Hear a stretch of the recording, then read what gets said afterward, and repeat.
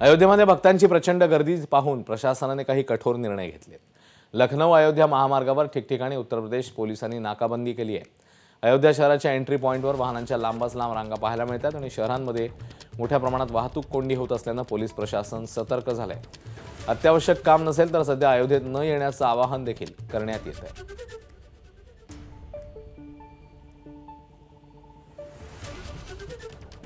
तर अनेक ठिकाणी सध्या पोलिसांची गस्त वाढवण्यात आलेली आहे।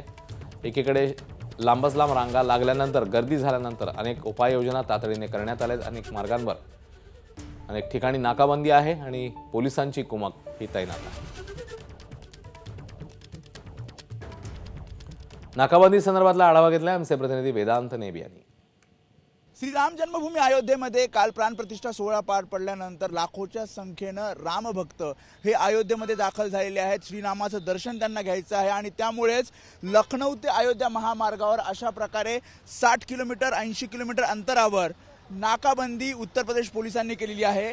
अत्यावश्यक काम असेल तरच अयोध्येकडे मार्गस्थ केलं जातंय, नाहीतर काही ठिकाणी थांबवलं जातंय, पोलिसांकडून आवाहन केलं जातंय।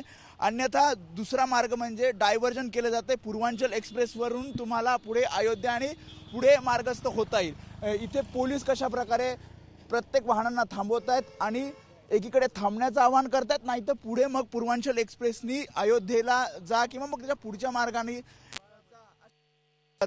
अयोध्येच्या एंट्री पॉइंटवर 5 ते 6 किलोमीटरच्या वाहनांच्या रांगा लागलेल्या आहेत। शिवाय अयोध्या नगरीमध्ये मोठ्या संख्येने जेव्हा रामभक्त जमलेले आहेत तेव्हा नियोजनाच्या दृष्टिकोनातून प्रशासनाला अनेक अडचणी येत आहेत आणि याच अडचणी बघून आता अशा प्रकारे पोलिसांनी प्लॅनिंग केलेलं आहे आणि त्यानुसार इथे बॅरिगेटिंग करून विचारणा करून मग पुढे मार्गस्थ केलं जात आहे।